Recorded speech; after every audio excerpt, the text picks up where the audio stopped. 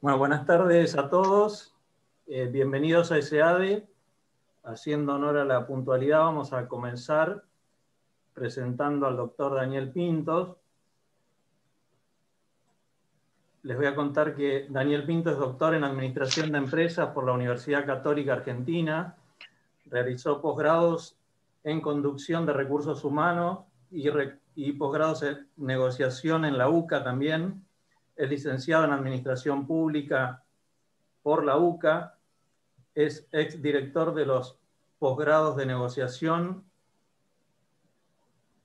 de la Universidad Católica Argentina y de la Universidad del Norte Santo Tomás de Aquino de Tucumán.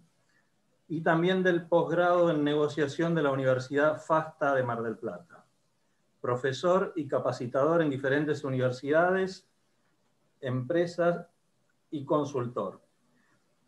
Y a su vez titular de diferentes empresas de bienes y servicios. Es un honor tenerlo a Daniel Pinto en esta charla. Es uno de nuestros grandes profesores del MBA y de nuestro doctorado en Administración de Negocios. Les pedimos a todos que silencien sus micrófonos y los dejamos con Daniel, que va a comenzar esta charla sobre negociación en tiempos de COVID. Adelante, Daniel, todo tuyo la audiencia. Bueno, gracias, José María. Bueno, queridos amigos, un gusto compartir con ustedes este rato. Caras conocidas veo por ahí, y muchos a partir de los cuales seguramente los vamos a conocer desde ahora. Cuando me propusieron dar una charla, el señor rector de la universidad me propuso dar una charla en el marco de la maestría en Administración de Negocios y por supuesto referido a la materia que yo doy. Yo doy una materia en el MBA que se llama Negociación y Comunicación. Se me ocurrió hablar de esto, ¿no? Hablar un poco de lo que implica una negociación en tiempos de COVID. Porque toda negociación implica básicamente dos cuestiones. Implica, por supuesto, todo lo que tiene que ver con la técnica, todo lo que tiene que ver con lo que es el armado, la preparación y la puesta en marcha de un proceso de negociación. Pero tiene fundamentalmente que ver con las cuestiones humanas, porque cuando nosotros negociamos, no negociamos con cargos, con personas, con jerarquías ni con representantes abstractos. Nosotros negociamos fundamentalmente con personas y cada vez que llevamos adelante un proceso de negociación, vamos a estar frente a una persona que tiene miedo, que tiene necesidades, que tiene intereses por obtener y por negociar, a partir de lo cual yo les diría que la mayoría de las negociaciones se terminan resolviendo por cómo nosotros llevamos adelante el espíritu de la negociación a partir de lo que sería ideal el trabajo conjunto con la otra persona. Por eso, en la preparación de todo este trabajo, vamos a ver una serie de PPT para que de alguna manera lo visual también produzca. Ustedes saben que acá siempre hay tres tipos de auditorios, ¿no? Está el auditivo, que privilegia lo que escucha, está el visual, que privilegia lo que ve, y está el kinestésico, que privilegia lo que uno puede brindarle a través del ejemplo o a través de la experiencia. Vamos a tratar, en definitiva, como decimos en capacitación, de tirar con escopeta y tratemos de abarcar básicamente estas cuestiones. Por eso, relacionado con el nombre, tiene que ver también lo que es un poco el objetivo de esta charla, ¿no? El objetivo de esta charla pasa fundamentalmente por, no sé por qué no me corre esto, ahí estamos, por, como referencia, esta frase de Gerard Nierenberg, ¿no es cierto? Que Nierenberg decía que la negociación es una de las artes menos comprendidas en las relaciones humanas, pero es posible aprenderla y con práctica y entrenamiento es un arte en el que se puede negociar. Por lo pronto, la definición de arte, ¿no? Es decir, cualquier cosa realmente bien hecha termina siendo un arte en sí mismo. Nierenberg es uno de los primeros y más reconocidos autores que hay sobre los temas relacionados con la negociación. Y creo que sería interesante, algunos de ustedes a lo mejor han hecho cursos, algunos han tenido vivencias respecto a lo que es la práctica en sí de la negociación, pero vamos a tratar de dar algunos contenidos que nos ayuden de manera individual a mejorar, perdón, nuestro arte al momento de llevar adelante estos procesos. Procesos que desde el punto de vista estratégico y desde su propia dinámica, parten de un escenario que está básicamente privilegiado por lo que es el conflicto, es decir, el conflicto es la materia prima de la negociación, ¿no? Vamos a hablar un poco después del conflicto. Esos hechos, esas circunstancias, esa situación, la vamos a analizar, la vamos a formular, reformular, dar la vuelta, a partir del estudio y del análisis de la diferente información que nosotros podemos tener. Eso nos va a llevar a formular una determinada estrategia que vamos a bajar a la cancha, es decir, vamos a trabajar a nivel táctico, acciones concretas, y esas acciones concretas pueden llegar muchas veces inclusive a modificar nuestro escenario y cambiar nuestro escenario. Por eso, este es un proceso que se retroalimenta en sí mismo y está, digamos, permanentemente generando, inclusive a veces, nuevos escenarios, a tal punto que en alguna ocasión o en algunas ocasiones puede hasta ser necesario la reformulación de la estrategia que yo llevé adelante. Desde el punto de vista técnico, ¿cierto? La idea, como para empezar a desarrollar la charla, es que al final de la misma vamos a dejar abierta la posibilidad de que presenten preguntas, dudas, interrogantes que se le vayan ocurriendo y sucediendo a partir de este encuentro. Es imposible la cantidad de personas que estamos conectados que lo podamos hacer en directo como si fuese una clase, pero sí pueden anotarlo con tranquilidad y después vamos a tener la oportunidad de hacerlo sobre el tema. La primera cuestión sobre la que me gustaría,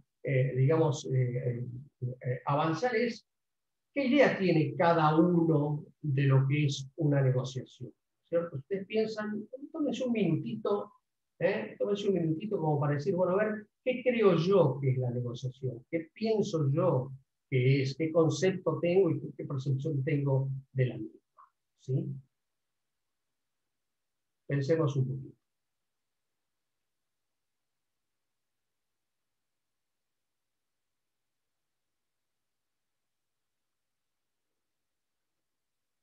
Bien. ¿Por qué decimos palabra difícil de ceñir, ¿no? A una definición? Pues los antiguos griegos tenían su sociedad dividida, ¿no? Es decir, por un lado estaba lo que se dedicaban a las ciencias, a las artes, a la filosofía, al pensamiento, que se decía que se dedicaban al ocio. Y paralelamente estaban los que se dedicaban a cultivar la tierra, a ejercer el comercio, a producir bienes y servicios, que se dedicaban al no ocio, como la negación del ocio. De ese no ocio surgió lo que hoy todos conocemos como la palabra negocio. Y a partir de ahí, la palabra negociación como una manera de resolver los negocios. Por eso hay como una tendencia natural a asociar la palabra a las cuestiones que tienen que ver con el trabajo, con el dinero, con las transacciones comerciales. Pero la realidad es que nosotros vivimos negociando. Porque cada vez que una persona tiene una necesidad por satisfacer, y para satisfacer esa necesidad requiere del otro, depende del otro, nosotros establecemos un proceso de negociación.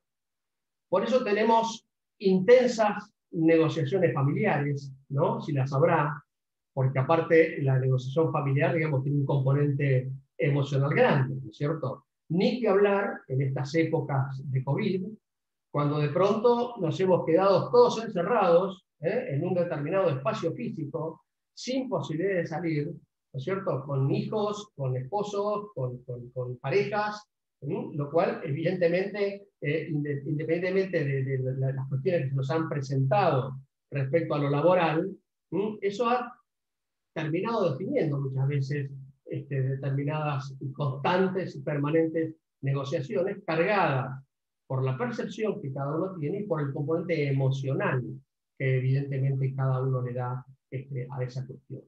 Por eso cuando nosotros hablamos de negociación, hablamos en sentido amplio, hablamos en sentido genérico, negociamos constantemente, negociamos permanentemente, y el objeto y objetivo de la negociación pasa justamente por tratar, a partir de un proceso de comunicación, de llegar a un acuerdo con la otra parte de manera tal en que ambos logremos haber satisfecho lo que en definitiva nos inspiraba iniciar un proceso de negociación. En esto de si es arte o ciencia, miren, hay mucho se ha hablado de esto, muchos estudios ha habido sobre este tema.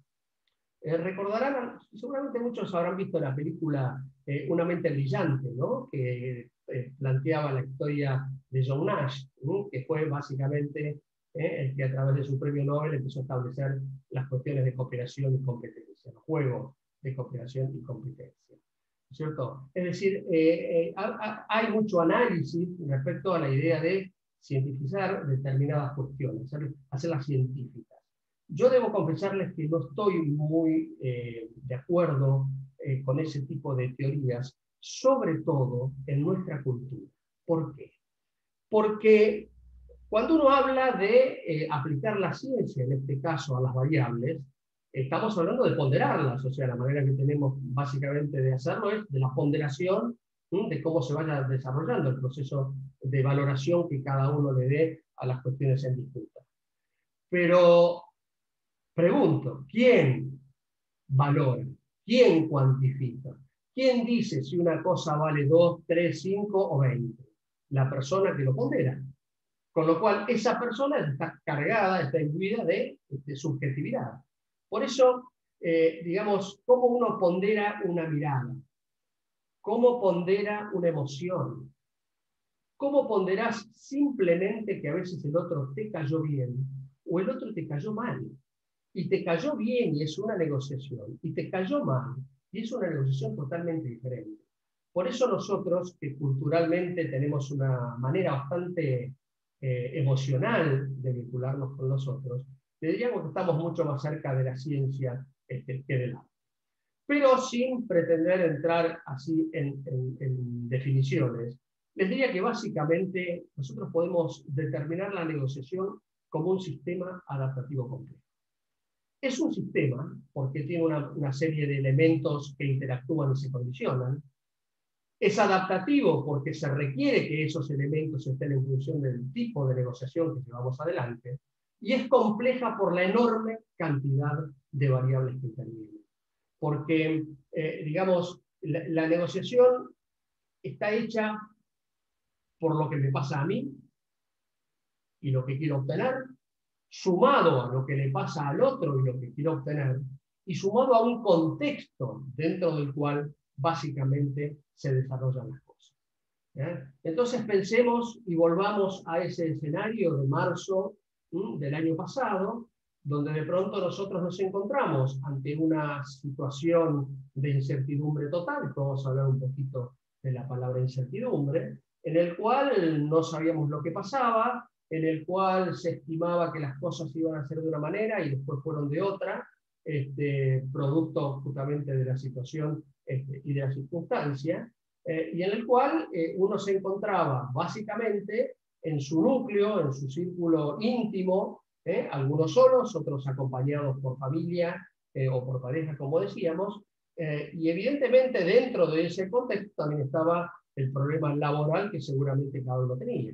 Entonces, cuando uno mete todo eso en una licuadora, es absolutamente difícil de ver y de establecer cómo llevar adelante determinadas cuestiones y cómo voy adaptando dentro de ese sistema y dentro de esa complejidad cada una de las cosas que en definitiva van desarrollando la negociación. Por eso uno se plantea como núcleo, como esencia del proceso de negociación, la satisfacción del interés que nos lleva a nosotros a negociar. Desde esa perspectiva y desde ese punto de vista, vale la pena a veces pensar un poquito qué considero yo que es un interés. No el interés financiero, ¿no? Que está bastante alto entre paréntesis. Pero ¿qué considero yo que es un interés? En ese sentido, la definición más completa que a mí más me ha gustado ha sido de este señor, Federico Frischlet, un prestigioso profesor de la UBA de Teoría de la Decisión y de Temas Estratégicos, que planteó, y me interesa fundamentalmente este nivel, este primer renglón, ¿no? Al interés como un objeto real o ideal al que el actor le atribuye un valor. ¿Por qué? Porque cuando nosotros negociamos, si bien hay cosas que son medibles, que son cuantificables, nosotros podemos hablar de un precio, de una calidad, de una cantidad, de una forma de pago, de un plazo de entrega, o sea, aspectos que uno perfectamente puede objetivizar. También dentro de ello conviven las cuestiones subjetivas y que tienen que ver con nosotros, con las personas que estamos llevando adelante la negociación. ¿Qué valoración le da a cada uno? Por eso dice al que el actor le atribuye valor. ¿Qué valor le doy yo a lo que estoy negociando? Porque inclusive a partir del valor que le doy, también empezamos a establecer relaciones de poder con la otra parte, ¿no es cierto? A ver, por dar un ejemplo, bien, a ver, es como yo les dijese, le vendo este marcador. Vendo el marcador. ¿Sí? ¿Cuánto vale? ¿Cuánto vale para cada uno de ustedes? A lo mejor para alguno vale mucho, porque en este momento necesita uno imperiosamente y no lo tiene. A lo mejor para otro no vale nada, porque tiene varios marcadores y realmente no considera que en la transacción le represente a él un agregado de valor. Es decir, para alguno a lo mejor le gusta y por ahí le gustaría tenerlo, aunque sea dentro de un lapicero como objeto decorativo. Es decir, cada uno de ustedes a este marcador le va a dar un valor. Ahora pregunto, y si yo les digo, por ejemplo, este marcador era de mi papá que usaba siempre cuando hacía sus notas, ¿cuánto vale? Con lo cual empezamos a darle sentido de valor a la cosa que estamos negociando. Nosotros a veces tenemos la idea o la convicción de lo que estamos negociando vale lo mismo para todas partes, en disputa. Sin embargo, nos vamos a encontrar con que muchas veces hay cosas a las cuales nosotros le damos mucho valor y el otro necesariamente no se nos da. Por eso, a partir de ello, empezamos a establecer básicamente relaciones de poder. No es lo mismo negociar algo que yo no le doy trascendencia o importancia a negociar algo que sí realmente lo tiene.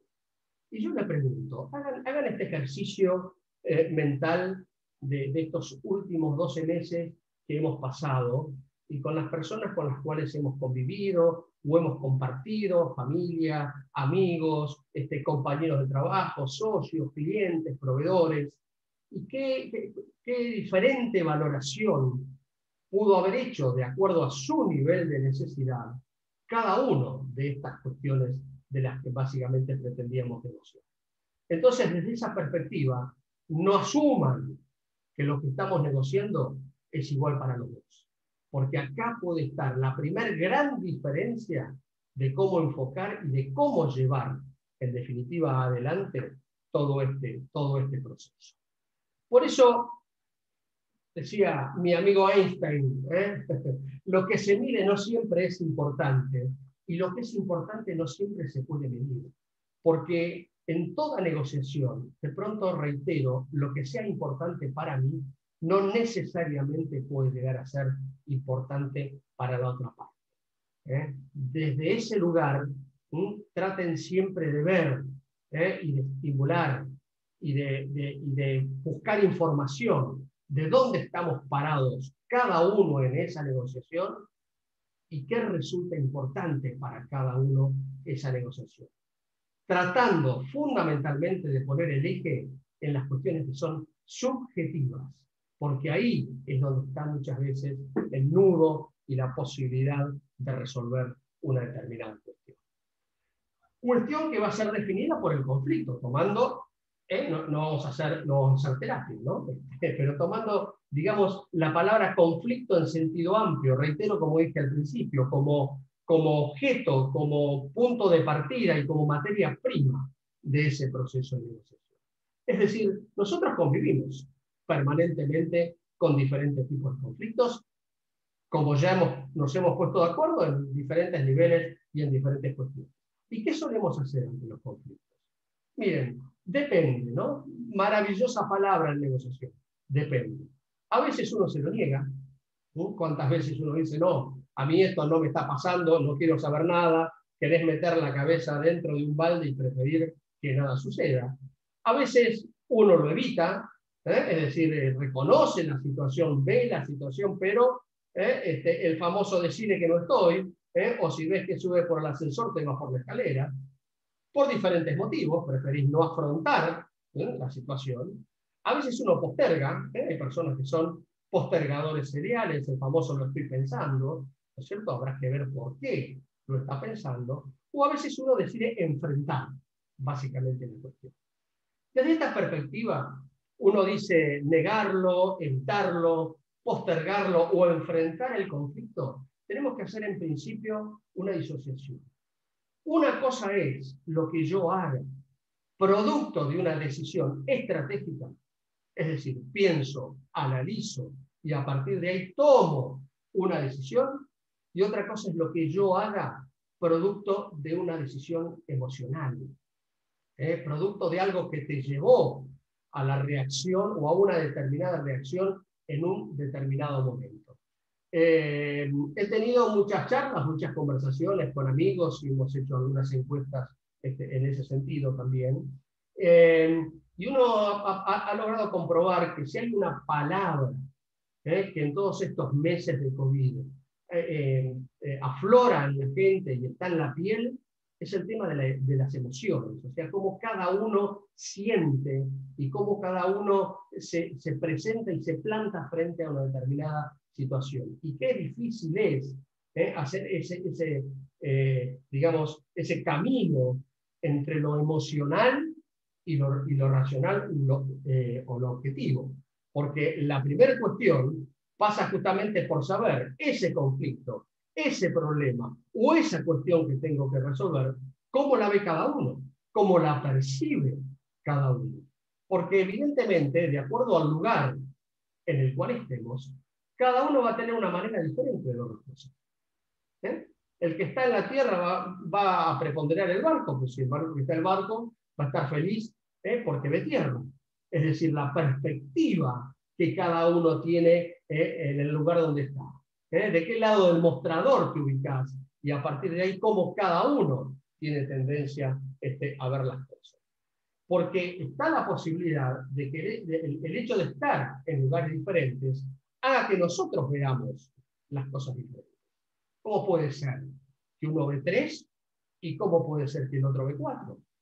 Se supone que estamos viendo lo mismo. ¿Y saben qué es lo peor? Cuando nos encontramos ante una determinada situación y los dos tenemos razón. Uno ve un 6 y el otro ve un 9. ¿Cómo resolvemos esta situación? Porque estamos teniendo una percepción muy distinta de acuerdo al lugar en el cual evidentemente lo estamos ponderando y lo estamos viendo. A lo mejor la cosa sería a través de la comunicación, mirá, desde donde yo estoy veo un 9 y de donde yo estoy veo un 6, vení, fíjate. Y a lo mejor uno dice, mira, tenés razón, desde ese lugar se ve esto. Y el otro dice, mira, tenés razón, yo desde este lugar también lo percibo. Entonces, bueno, a partir de ver que tenemos percepciones diferentes, ver si podemos encontrar el camino, en definitiva, para tratar de resolver las cosas. Por eso, tengan en cuenta esto que nos pasa a diario, y ni que hablar que seguramente nos ha pasado durante este año tan emocional y tan traumático y de tanta incertidumbre que hemos pasado, ¿no? Porque una vez se enoja con el otro, una vez se cree que el otro no lo entiende, se lo decís, no lo ve, pero tengan esto en cuenta, no es tonto, no es malo y no es que sea indiferente, es simplemente otro, que por ser otra persona, que puede llegar a tener ideas diferentes y maneras diferentes de ver y de abordar la cuestión, esté viendo la cosa desde otro lugar. Por eso, ¿qué se pide? ¿Qué casi se suplica a la hora de negociar?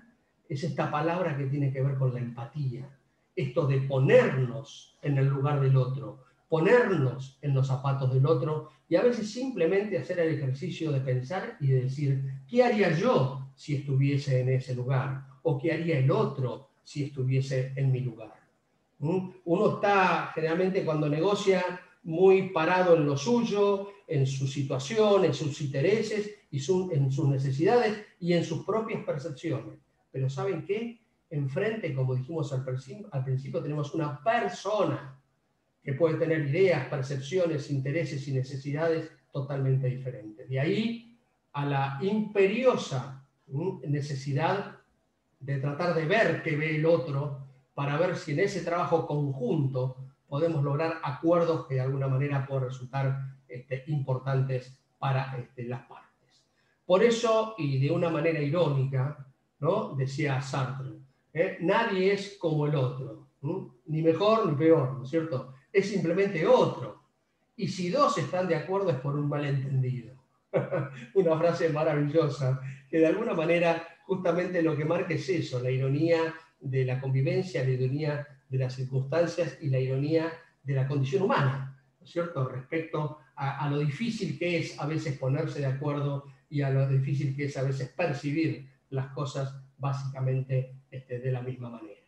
Ni que hablar, como decíamos, en este entorno de enorme incertidumbre.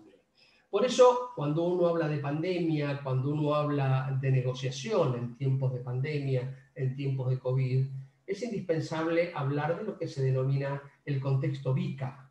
¿Por qué VICA? Porque estamos frente a un contexto que es volátil, que es incierto, que es complejo y que es ambiguo, ¿no es cierto?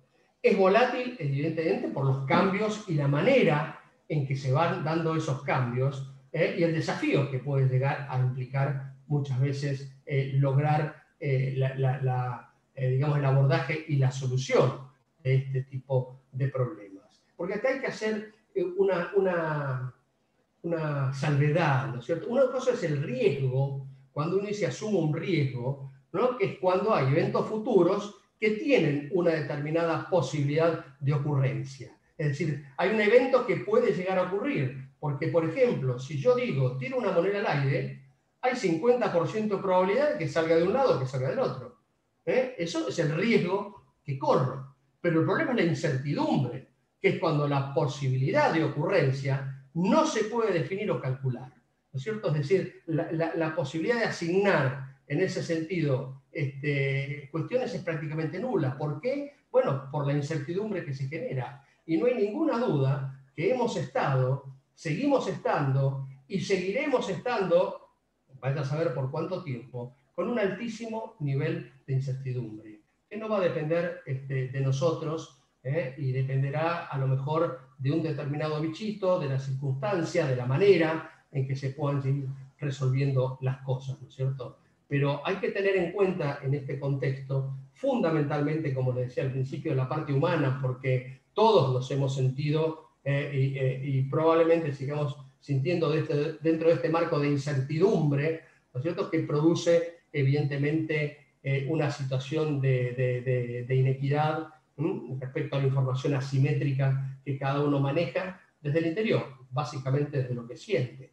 Por eso hablamos de incierto, ¿no? La pérdida de claridad, de problemas para conceptualizar, falta de información para comprender las cosas, ¿no es cierto? Es decir, la incertidumbre básicamente a nosotros nos va dando, como decíamos, este tipo de cuestiones. Después hay un tema de aversión al riesgo, cuando uno puede definir el riesgo, que bueno, eso tiene que ver con la audacia que cada uno básicamente le puede poner a las cosas, ¿no es cierto? La complejidad, como decíamos al principio, ¿se acuerdan? Sistema adaptativo complejo, ¿no? Está dado porque justamente todas las variables que convergen en una determinada situación, ¿no? Están dadas de una manera tal en que resulte muy difícil, por no decir imposible, a veces determinar un eje en el cual me haga asumir un riesgo con determinado nivel de certeza. La complejidad justamente lo que nos da es eso, ¿no es cierto? Ver cómo manejamos ese entorno y cómo buscamos mayor información para tratar de bajar ese nivel de incertidumbre, ¿no es cierto? Y dejarlo solo volcado al riesgo, es decir, la manera en que yo disminuyo la incertidumbre, ya el riesgo de abordarlo evidentemente baja. Y la ambigüedad está dada por justamente la manera en que cada uno lo interpreta, los factores que cada uno considera, porque de pronto para uno lo importante en ese momento puntual es mantener el trabajo y mantener el flujo de fondo que me permita seguir teniendo un determinado nivel de vida. Para el otro el problema es su hijo, que lo tiene 5 meses encerrado en un departamento, ¿no es cierto?, con todo lo que eso básicamente implica. Para otro el problema es uno, ¿no es cierto?, yo, cómo me siento ante determinadas situaciones. Por eso, digamos, desde esta ambigüedad que dan estas cuestiones, requiere, por supuesto, un alto grado de intuición y muchas veces, como decimos, de creatividad para ver, en definitiva, de qué manera podemos nosotros resolver las cosas. Por eso, cuando uno cree que el camino de la negociación es algo simple, es algo que en definitiva empieza y termina como si fuese una línea recta, en realidad el camino de la negociación es algo absolutamente complejo, con idas, vueltas, marchas y contramarchas, que bueno, esperemos llegar en algún momento a un buen resultado conveniente para las partes, ¿no? De ahí la complejidad que en definitiva presenta todo este sistema. Por eso, ¿qué hacemos, ¿no?, ante estas situaciones de crisis? Bueno, por lo pronto tratar de reducir el nivel de tensión, tratar de bajar ese nivel de hostilidad que se nos puede presentar a veces, sobre todo cuando emocionalmente a uno se le dificulta llevar adelante la situación. Mejoren el proceso de comunicación. Si nosotros convenimos en que en esencia la negociación es interacción entre personas, la manera de ejercer y de llevar adelante esa negociación es a través de un proceso de comunicación, ¿no es cierto? Y no siempre lo llevamos adelante, sobre todo por la dificultad que a veces podemos llegar a tener con la escucha. Esto de escuchar al otro y de tratar de interpretar al otro. Por eso lo que se sugiere, reduzcan la cantidad de temas. A veces uno, digamos, tiene varias cuestiones por abordar. Hay que tratar de reducir eso, hay que tratar de simplificar el proceso, es decir, no tirar todo sobre la mesa y como sugerencia, si quieren, desde el punto de vista técnico, tratar de empezar siempre por las cosas que nos unen, no por las cosas que nos separan. Porque cuando nosotros empezamos por las cosas que nos separan, allá automáticamente empezamos a establecer un nivel de antagonismo con la otra parte. En cambio, si nosotros tratamos de llevar las cosas adelante a partir, básicamente, de lo que nosotros podemos llegar a resolver, desde el punto de vista de lo que es la simplificación y de los puntos en común, bueno, vamos haciendo acuerdos parciales, nos ponemos de acuerdo en una cosa simple, nos ponemos de acuerdo en otro, vamos generando un mejor clima en esa negociación y en ese proceso de comunicación, y eso, por supuesto, nos va a permitir abordar después los temas más simples, más complejos, perdón, desde otro lugar, ¿no? Por eso, no piensen solamente en su interés, piensen también en el interés que puede llegar a tener el otro a la hora de resolver. Por eso, digamos, como moraleja de esta situación, ¿no?, una crisis no es buen momento para ponerse nervioso. Justamente, cuando más compleja y cuanto más difícil sea la situación, ahí es donde tenemos que tratar de hacer ese ejercicio, de bajar un cambio, a veces tomar distancia, ¿no?, y tratar de que no nos superen a nosotros las emociones. Porque desde esa perspectiva, todos formamos parte de un ciclo vital. Es decir, hay un mundo exterior que vamos a percibir y vamos a interpretar. Pero no vamos a percibir y a interpretar de cualquier manera. Lo vamos a hacer de acuerdo al color de los anteojos que cada uno de nosotros tenga. Nuestra mirada, de nuestra visión de la realidad. Algunos de nosotros tendremos anteojos azules, otros verdes, otros rojos, otro amarillo, y eso nos va a dar ese filtro o lente a partir del cual vemos las cosas. Esto nos va a generar emociones que probablemente nos lleven a la acción. Ahora, yo también me puedo quedar en la emoción sin necesidad de actuar, porque uno a veces tiene esa tendencia a asociar la decisión a la acción. Pero también uno puede decidir racionalmente no hacer nada. El tema es si no hago nada porque lo decido, o si no hago nada porque quedo paralizado y entro en ese círculo vicioso del cual después no puedo salir. Y la otra forma que tengo de pasar de la emoción a la acción es lo que científicamente se conoce como se te salió la cadena, ¿sí? Es decir, un desborde emocional, y detrás de ese desborde emocional decimos lo que no queremos decir, tomamos actitudes que después terminan siendo francamente negativas para las partes. Por eso, desde ese lugar y desde esa perspectiva, hay que ver cómo nosotros nos vamos a manejar y qué es importante desde el punto de vista del yo para abordar esta cuestión. Miren, cuando yo iba al colegio, no hace muchos años de esto, todos los test que había, todos eran de lógica matemática, todos. Con lo cual el mundo estaba dividido entre dos tipos de personas, los que tenían lógica matemática y los que no la tenían, o los tontos, ¿no es cierto?, como nos decían. A partir de cabo de Gardner, se empezaron a establecer lo que llaman inteligencias múltiples, que son diferentes capacidades que tenemos las personas para abordar las cosas. Desde esa perspectiva, yo les diría que hay 3 niveles de inteligencia que son básicos, que son esenciales al momento de negociar. El primero, la inteligencia intrapersonal, el autoconocimiento, saber quién soy, saber hasta dónde doy, cuáles son mis límites, porque yo no tengo duda que todos nosotros somos personas capaces, brillantes, inteligentes. ¿Saben qué? No hay duda de eso. Pero ¿saben también de qué no hay duda? Que cada uno de nosotros tiene un nivel de incompetencia. Y en la vida hasta ahí te da, y más de ahí no te da. Y de acuerdo al tema que sea, en algunas cosas te dará para más y en otras para menos. Pero el conocimiento de uno mismo termina siendo clave, inclusive para saber cuándo es momento a veces de retirarse de una mesa de negociación y decir, a mí esta cosa ya me supera. Está la inteligencia interpersonal, que es la capacidad que tenemos para vincularnos e interactuar con las personas, y está por último, la tal mentada inteligencia emocional, que es la capacidad para identificar nuestras emociones y usarlas para guiar el pensamiento y la acción.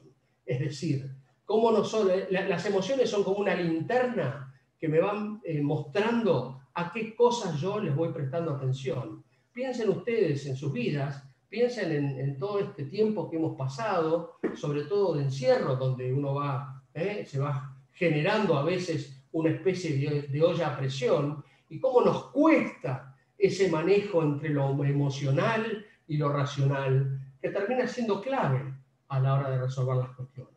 Porque el tema es esta figuración, esto figurativo, ¿no?, de qué pasa entre lo que pienso y lo que siento. ¿Hay linealidad entre lo que pienso y lo que siento o no la hay? Esas cuerdas de esa guitarra que están conformadas entre el pensamiento y el sentimiento, ¿están realmente afinadas o entro en un choque permanente? Por eso, esa pelea que hay muchas veces entre los que cuántas veces nos hemos dicho en la vida, no, yo esto jamás. Y a lo mejor al tiempo ya lo empezás a mirar con simpatía. Y a lo mejor jamás estaba dado por un choque emocional en ese momento y la negación puntual a resolverlo, y después pensándolo, a lo mejor llegás a la conclusión de que tan malo no era. Por eso, ¿no?, suficiente, gritaron el corazón y el cerebro al mismo tiempo. Y en definitiva lograron ponerse de acuerdo. Y cuando uno logra encauzar ese yo interior con lo emocional, con los intereses que están en juego y con la percepción y el nivel de intercambio que yo tengo con el otro, es la mejor manera, básicamente, de tratar de llegar a un acuerdo. Por eso decía Pascal, ¿no?, esta célebre frase de que el corazón tiene razones que la razón desconoce. Porque a veces la postura del otro nos va a resultar ilógica, nos va a resultar irracional. Ahora cuidado, ¿vieron cuando uno dice a qué le pasa? Ahora cuidado, porque que las cosas no entren en mi lógica no significa que no entren en la lógica del otro. Por eso hay que tratar de decodificar qué le pasa al otro, y recordemos siempre esa palabra empatía, saber justamente cómo está el otro plantado y parado frente, en definitiva, a una determinada situación. Por eso, desde el punto de vista, yo les diría, técnico, ¿no es cierto?, es importante determinar, esto es lo que vendría a ser como los vértices, ¿no?, del análisis de un proceso de negociación. Las personas con las cuales vamos a negociar. ¿Cuál es el problema objetivo que tengo que resolver? ¿Estoy llevando a mi pareja un problema laboral? O sea, en realidad a lo mejor estoy distorsionando el verdadero problema que yo quiero resolver. Porque cuántas veces, como dirían los psicólogos, uno termina proyectando en el otro una determinada cuestión que inclusive a veces no tiene que ver con el otro, tiene que ver con un problema puntual que uno en definitiva puede llegar a tener. Ahora, una vez definido ese objetivo, ¿con qué propuesta voy a ir y con qué propuesta pienso llegar a esa negociación?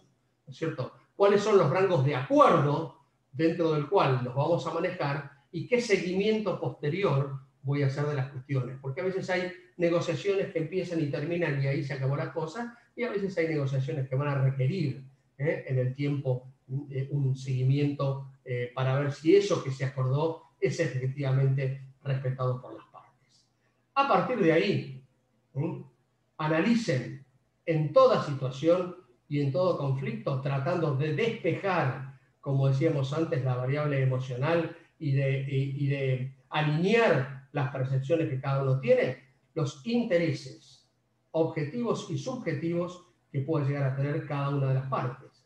A partir de ahí, ¿qué tipo de vínculo tengo? ¿Qué rango de relación tengo? La mayoría de las negociaciones nosotros las hacemos con personas que conocemos. Por eso ya es como que hay una interpretación previa de cómo abordar la cuestión. ¿Me llevo bien? ¿No me llevo bien? ¿Esto me ha pasado otras veces? ¿Qué antecedentes hay? ¿De qué manera lo puedo enfocar como para tratar de encontrar una mejor solución? Esto va a estar condicionado por la personalidad que cada uno tenga. Hay personas que son más cordiales, más afables, más proclives, ¿no es cierto?, a trabajar en conjunto, y hay personas que de pronto son más agresivas, son, digamos, más bruscas al momento de afrontar una cuestión. ¿Cuál es la situación puntual? ¿Estoy en una situación de relax? ¿Estoy en la playa frente a una situación donde estoy básicamente disfrutando? ¿O estoy encerrado en mi casa, o estoy encerrado en el departamento donde no sé cómo voy a resolver la enorme cantidad de cosas que se me vienen encima, que evidentemente va a condicionar todo? A partir de ahí, tratando de buscar objetividad, es decir, hay que tratar de buscar las cosas, porque las cosas no tienen que ser porque me parecen, sino porque yo puedo argumentar posturas y argumentar posiciones. Y en el qué marco de valores se resuelven las cuestiones, que son claves para generar confianza con el otro en ese proceso de negociación. ¿Lo conozco? ¿Confío? ¿Me ha pasado esto antes? ¿Cómo reaccionó cada uno? ¿Tengo confianza o no tengo confianza? Porque miren, piensen en sus vidas íntimas, en sus vidas privadas, en sus vidas laborales, y qué conducta y qué actitud han tenido cuando han estado con personas que realmente les resultan confiables, acostás con personas que no lo son. Vos acostás con alguien que te resulta confiable, estás como más distendido, estás como más relajado, y seguramente tu predisposición va a ser mucho mejor a si estás con alguien que evidentemente resulta a veces difícil de sobrellevar. Por eso, desde el punto de vista, yo les diría, estratégico, hay como una manera de simplificar 3 formas de asumir todos estos procesos. A partir de la fuerza, es decir, tengo más poder que el otro, y a partir de ahí trato de imponerme básicamente al otro, con lo cual eso evidentemente no es una negociación, porque hay alguien que se pone por encima de la otra parte. A través del escape, cuando uno de pronto dice, bueno, no me conviene, salgo de la cancha, esto no negocio, espero, pero no afronto el problema, o a través de lo que vendría a ser una estrategia de cooperación. Por eso cuando nosotros hablamos de cooperación, hablamos fundamentalmente de trabajar en conjunto, de trabajar conjuntamente para encontrar una solución.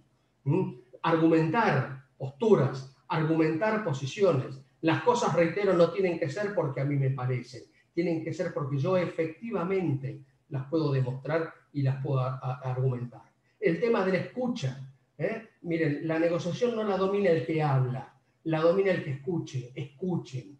Y escuchar implica dos cosas: oír más interpretar. Es decir, no solamente escuchar lo que el otro dice, sino ponerlo en el contexto de lo que el otro básicamente lo quiere decir. No cedan ante la presión, traten de flexibilizar posturas y posiciones. Ser flexible pero firme a la vez. ¿Sí? Generar opciones, es decir, ver diferentes maneras de abordar y de resolver las cosas. Esto de no reaccionar de manera simétrica, me gritás y te grito, me tratás mal y te trato mal, no me escuchás, entonces yo no te escucho, y uno termina teniendo, evidentemente, una actitud negativa. Si sentimos una amenaza o nos sentimos amenazados, no entremos en esa pelea que de alguna manera después nos lleva al mal camino de la resolución de lo que realmente podemos o queremos resolver.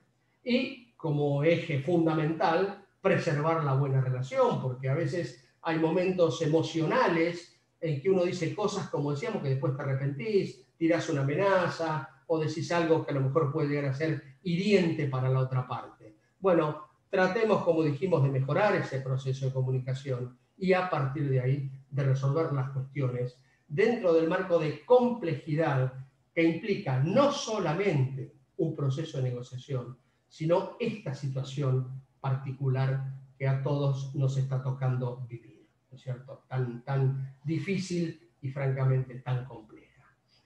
Por eso, si me permiten, quisiera contarles una parábola. Es una parábola que se llama la parábola de los 6 sabios ciegos y el elefante. Resulta que había en la India 6 sabios que tenían la dificultad de no poder ver. Y competían permanentemente uno con el otro a ver quién era el más sabio de todos.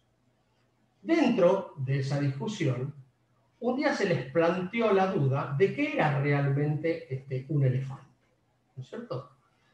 Claro, nunca habían tenido la posibilidad, a través de su dificultad, de contactarse con ese animal. Entonces se ponen de acuerdo, deciden internarse en la selva y ver si podían ejercer un contacto con este animal. Y así lo hacen. Se internan en la selva y se encuentran cada uno con un elefante. Claro, como no veían, la manera que tenían de contactarse con el objeto era a través del tacto. Entonces resulta que el que había tocado la oreja pensaba que el elefante era como una alfombra. El que había tocado el colmillo pensaba que el elefante era como una lanza. El que había tocado la trompa, que era como una serpiente. El cuerpo como un muro, imagínense, semejante animal.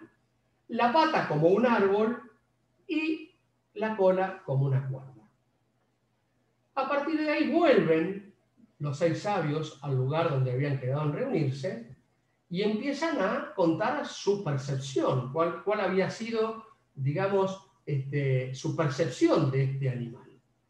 Claro, partían de experiencias absolutamente diferentes, con lo cual empezaron a pelearse, empezaron a discutir y en definitiva se separaron y no volvieron a reunirse. ¿Por qué? Porque pensaron que el otro le mentía y que el otro lo engañaba para guardarse o para quedarse con esa sabiduría que implicaba finalmente el conocimiento de lo que era un elefante. ¿Cuál es en definitiva la historia de esto? Que la negociación no es un muro, no es una serpiente, no es un árbol, no es una alfombra. La negociación y las relaciones humanas son todo ese elefante. Por eso, fíjense que en definitiva, ¿cuántas veces nos pasará? En el cual todos tenemos razón, pero tal vez ninguno tenga la verdad. Porque la verdad justamente está dada por toda la experiencia que cada uno tenga. De ahí la imperiosa necesidad de generar empatía, de ponerse en el lugar del otro, de saber qué le implica al otro este proceso, cómo está viviendo toda esta situación de ambigüedad, de incertidumbre, qué le está pasando independientemente de sus cosas objetivas desde el punto de vista emocional ante esta cuestión y ante esta situación. Por eso, como reflexión, se dice que así como la música es el arte de combinar los sonidos, muchos recordarán la definición de música del colegio, la negociación es el arte de identificar, analizar, ponderar y administrar, ¿no? Y utilizar, por supuesto, con criterio de eficiencia, todos y cada uno de los elementos que la integran. Particularmente en contextos ambiguos y complejos como este que nos está tocando vivir y que hoy por hoy no tiene visos, digamos, de finalización. Por eso, como decía Freud, nunca tenga certeza de nada, porque la sabiduría comienza con la duda. Y hay que dudar inclusive de lo que a uno le pasa y tratar de manejar ese nivel de incertidumbre a partir de la información, a partir del conocimiento y a partir de tratar de descubrir fundamentalmente qué le pasa al otro. ¿Cómo lo hacemos? Percepciones precisas. Recuerden preguntarle al otro cómo estás viendo vos el problema, cómo te parece que lo podemos resolver, qué puedo hacer yo, qué podés hacer vos. Es decir, tratar de igualar percepciones, porque acá miren, igualar percepciones no implica que los dos pensemos lo mismo, veamos lo mismo o creamos lo mismo. Implica saber dónde está parado el otro, si no, no voy a poder evidentemente resolver ese problema. Un claro proceso de comunicación, el link que nosotros utilizamos en todo proceso de negociación, utilicen el parafraseo, entonces concretamente lo que vos me estás proponiendo es tal cosa, entonces lo que a vos te pasa es tal otra, o sea, repitan y traten de, en definitiva, ver si hay una linealidad entre lo que uno dice y entre básicamente lo que el otro escucha. Una emoción que evidentemente sea apropiada a esa circunstancia. Reitero, tratemos de que las emociones no hagan que nos terminemos desbordando, ¿no es cierto? Y teniendo actitudes frente al conflicto que a lo mejor no son las más convenientes. Y una actitud evidentemente positiva a la hora de tratar de actuar y de interactuar con los demás. Por eso, para finalizar, porque ya estamos más o menos en hora y así no me retan, les dejo dos frases.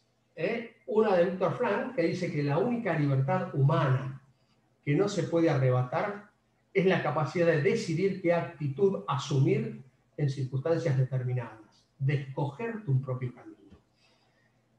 Es decir, esto está, ¿no?, en el libro de Frankl, el hombre en la búsqueda del sentido, ¿no es cierto? Porque, ¿a qué se refiere con esto?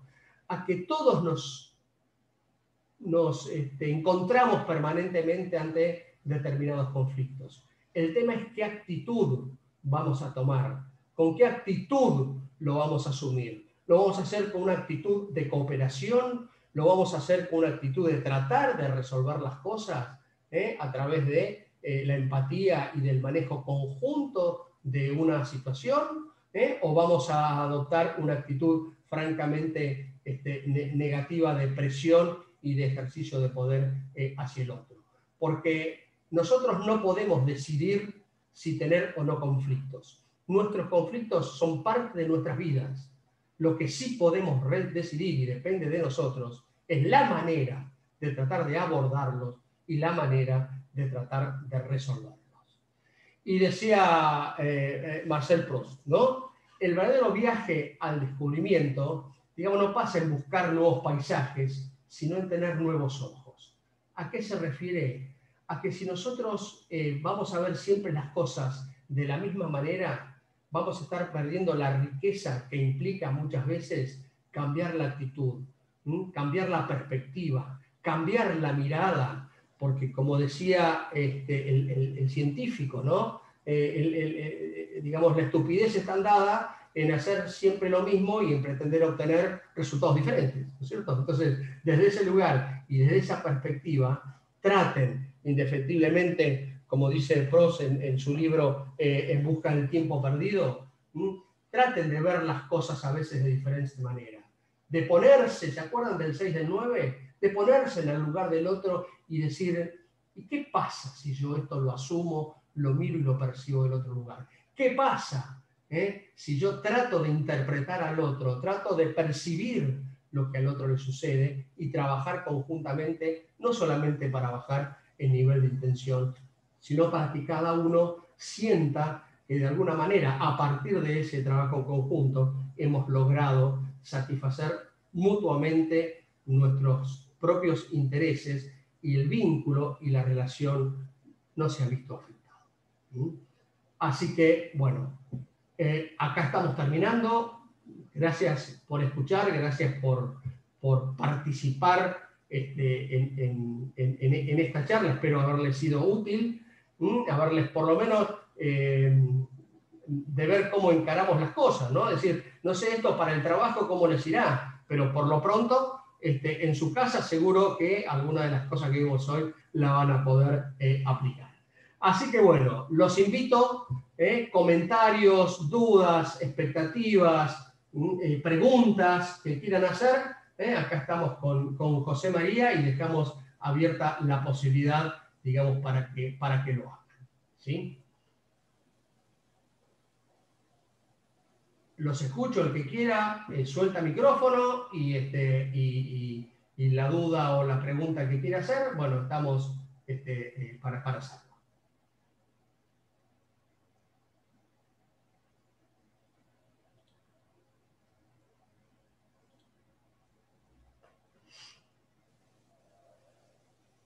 Parece que he sido muy claro.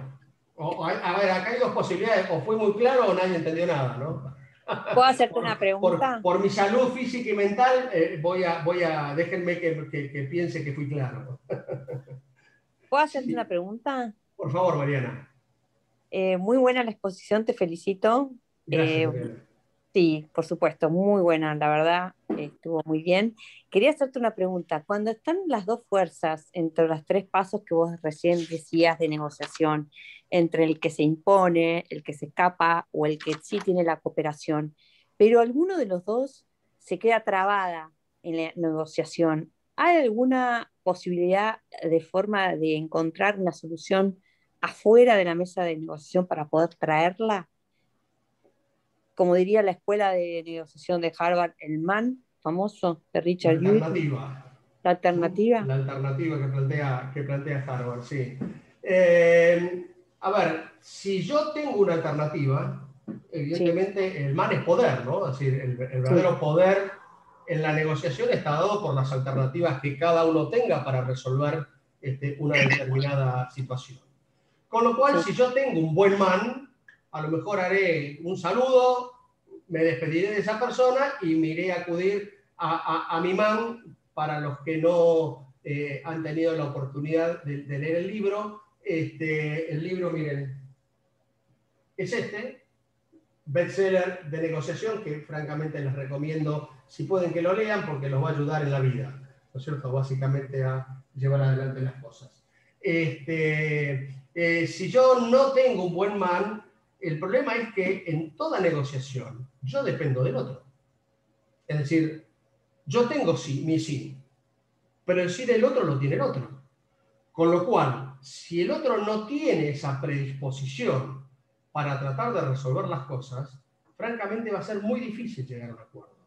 En determinadas negociaciones a veces está la posibilidad de cambiar el interlocutor, ¿no es cierto? A mí me ha pasado incontable cantidad de veces en que uno a veces necesita eso, porque se genera mal rapport, mal vínculo entre las partes, porque a lo mejor ya se va generando un vínculo que francamente es enfermizo para todos, y entonces está bueno la intervención a veces o de un tercero haciendo una mediación, como una mediación asistida, o de otra manera, a través de cambiar el negociador y ver si desde ese lugar lo podemos hacer. A veces no podemos cambiar el negociador, porque el problema lo tengo con mi pareja, el problema lo tengo con mi hijo, el problema lo tengo con mi socio, ¿no? Y uno a veces genera determinadas cuestiones que hace que sea muy difícil hacerlo. Por lo pronto, como ejercicio para tener poder al momento de negociar, como bien dijiste, Mariana, tener definida cuál es mi alternativa en caso de no llegar a un acuerdo. Si eso no puede ser, tratar de bajar el nivel emocional y tratar de ver dentro de ese contexto qué puedo hacer. Porque, reitero, me guste o no, voy a depender del sí de la otra parte. Y a veces nosotros nos vamos en esto de que porque yo tengo razón, y yo tengo razón, y yo tengo razón, y tal vez tengas razón. Pero en la vida de nada sirve tener razón si el otro no te la da. Entonces, desde ese lugar y desde esa perspectiva, Mariana, generar un buen man antes de empezar la negociación, y si eso no es posible, tratar de resolverlo de la mejor manera y ver, ¿no? Ver qué es lo que se puede hacer en ese contexto. No sé si he sido claro. Excelente, excelente respuesta, me encantó. Buenísimo, muy bueno el consejo. Aplicable. Gracias, Mariana.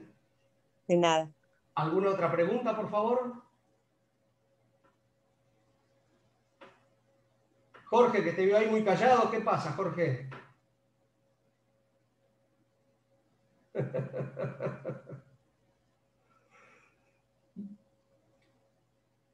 Estás muteado. Si estás hablando, estás muteado. No, ahí está. ¿Ahora me escuchás? Ahora sí, ahora sí. No, lo que decía que estás exponiendo conceptos muy bien, muy claros de lo que nosotros vivimos cotidianamente, por ejemplo, en un ámbito laboral, científico como el que tenemos nosotros, en el cual tenemos una competencia diaria. Siempre estamos discutiendo puntos técnicos, puntos de vista que a veces se tienen que imponer, no con la negociación, porque eso implica tiempo, dinero y costos de otro tipo, como ser, lo que vos decías, emociones y ese tipo de sentirse un poco habiendo perdido en la disputa. El tema es cómo manejás todos estos conceptos, cuando la competencia es diaria, es cotidiana. Entonces, muchas veces, como todo depende de la emoción también, de cada uno, yo hay veces que dejo el trabajo, los problemas en mi casa los puedo dejar a la puerta del trabajo, pero no siempre. Entonces tengo a veces predisposición para negociar con por lo general yo tengo un grupo en el cual tenemos conocimientos bastante diferentes por la experiencia, por todo ese tipo de cosas, y me cuesta a veces discutir y hacer entrar en razón a la gente con cosas que de pronto tienen razón, como decís vos, tienen razón, pero yo no se la doy. Pero marche preso, como dice el dicho, ¿no? Obviamente. Así que yo estoy tomando nota de algunas cositas que vos decís que son muy acertadas en la relación interpersonal, y que bueno, voy a tratar de ponerlas en juego, porque te repito, ahora no tanto, y en este año, como no nos vimos mucho, no nos vimos para nada el año pasado, y ahora estamos viéndonos de vez en cuando con algunos grupos de gente o con algunas personas que realmente compiten, y compiten, ¿cómo te puedo decir? Por mostrarse ante los superiores, estupideces que yo después de 40 años de laburo no me prendo para nada. Entonces, hay veces que uno tiene que moderar. Y ahí es donde te faltan las herramientas de negociación de pronto. Lo que pasa, Jorge, es que, a ver, en toda empresa nos pasará a todos, los que trabajamos en una organización, salvo que seamos los dueños, en el cual ahí se aplica el famoso sí querida, cada uno hace lo que quiere, ¿no es cierto?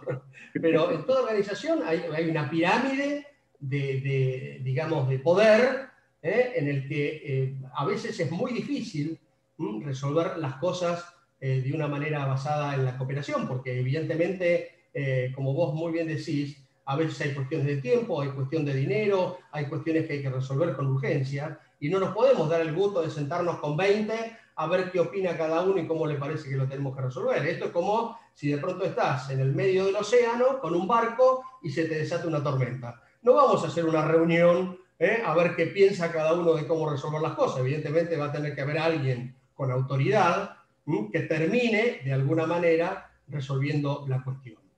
Pero eso, lo importante de eso, Jorge, es tenerlo uno desde lo individual claro que es así. Porque cuando yo lo tengo claro, lo puedo procesar emocionalmente. Entonces a veces uno dice, bueno, esta no es la mejor solución, a veces es la solución que hay, ¿no es cierto? Tengo un jefe que a lo mejor está imponiendo una forma de resolver las cosas en un momento puntual en el cual yo no estoy de acuerdo, pero bueno, a lo mejor es un momento para dejar pasar, para evitarlo, como decíamos hoy, en la manera de afrontar los conflictos y esperar el momento que a lo mejor resulte conveniente para hacer otro abordaje de la situación. Pero yo te diría, Jorge, que la clave está en cómo uno emocionalmente procesa la cosa, fundamentalmente para que no nos termine enfermando a nosotros, ¿no es cierto? Y decir, bueno, claro, esto hoy es así, yo esto hoy no lo puedo resolver, no tengo hoy el poder para encontrar una respuesta a una solución a esta situación, pero bueno, ya lo tendré o tal vez en algún momento las cosas sean diferentes. No sé si fue claro. Sí, sos claro. El tema es que pasa al revés. Yo estoy a cargo de un grupo en el cual me compiten a mí, ¿viste? Entonces me discuten y yo a veces tengo que tomar la decisión de decir, bueno, yo soy el jefe y soy el que decide. Y punto. Sí, es que es así. Es como la cosa exactamente así. La negociación que viene transcurriendo en 1, 2, 3 días se torna un poco ya poco democrática. En definitiva, mando el sí o el no, como me parece a mí, y punto, ¿viste? Yo me doy cuenta después que se quedan mal, porque son el grupo de trabajo mío, ¿entendés? Claro. Entonces, lo que pasa es que, mirá, Jorgito, hay dos cosas en la vida que no vamos a poder dejar de hacer. Una es negociar, por supuesto, y otra tomar decisiones, ¿no? Son las dos cosas que uno, desde las más chiquitas hasta las más estratégicas y más importantes. Y a veces, por supuesto, uno como jefe y uno como persona a cargo de una determinada situación tiene que tomar decisiones. Lo bueno sería tratar de tomar esas decisiones con argumento. Lo bueno sería tomar esas decisiones y plantearle al otro el porqué de una determinada situación. Después, bueno, como dijimos, estará en el otro entender las razones o no entenderlas. Pero no es que yo estoy tratando de imponerme ante una determinada situación porque se me ocurre, sino que tengo argumentos válidos para emprender un determinado camino o darle una determinada solución. Básicamente. No, está bien eso, está bien lo que decís. El tema es que son todos argumentos técnicos. Sí, a veces, cuando te quieren meter la política, los esquivás, porque vos pones argumentos técnicos y ahí ya zafás un poco. Pero en el grupo que yo tengo, que yo manejo, que tomamos decisiones por las mediciones, por ejemplo, por el comportamiento de las centrales nucleares, el comportamiento del medio ambiente, el comportamiento de la gente que está encargada de todas esas cosas. Ahí es donde se me torna un poco jorobado, porque son gente que sabe en mi grupo. Y entonces entramos a discutir y se llegan a hacer tipo de, no negociaciones, en realidad es un poco más intrincado el tema, porque vos decís, bueno, o miro de esta manera, o miro de esta otra, informo esto otro, sin meter política de por medio, ¿viste? Entonces, ahí es donde ¿viste? Donde bueno, voy a ver convengamos una cosa, ¿no? Sobre todo cuando se dan, o sea, en este sentido, aprovecho lo que decís para plantear, por ejemplo, dos tipos de negociación, ¿no? La que son lo que llaman las bipolares, que son dos personas mutuamente conflictuando o negociando, o la que son multipartes, donde hay varias partes, ¿no? Tratando de llegar a un acuerdo. La manera de llegar a un acuerdo en negociaciones multipartes es, por lo pronto, tratando de generar alianzas y simplificando la negociación. Es decir, si somos 10 personas para tratar de resolver una cuestión, yo tendría que ver con cuáles de esas 10 puedo llegar a tener intereses en común, como para generar un flanco ahí que me dé poder al momento de negociar. Pero evidentemente hay determinadas situaciones que a veces va a ser imposible lograr la satisfacción de los intereses que básicamente tengan las partes. A partir de ahí, el que tiene el poder tomará la decisión, comunicará la decisión, argumentará su decisión y sigamos participando. Básicamente. Se van a dar las consecuencias. Absolutamente, absolutamente. ¿Algún otro comentario, alguna otra pregunta? Bien. Bueno, en lo personal, muchas gracias. Espero que les haya gustado y les haya sido útil. Si les resultó útil, se pueden inscribir en el MBA, José María. Se pueden inscribir en la maestría, que van a tener esta materia y muchas otras que seguramente les van a enriquecer. José María, te dejo la palabra. Bueno, muchas gracias, Daniel, por la invitación. Muchísimas gracias, Daniel, por tu charla. Muchas gracias a todos los participantes. Y bueno, los esperamos por SEADE. Damos por terminada acá la reunión. Muchas gracias por participar. Buenas Gracias, noches. José María. Bueno, gracias a todos. Gracias a todos. Un gusto haber compartido con ustedes. Gracias.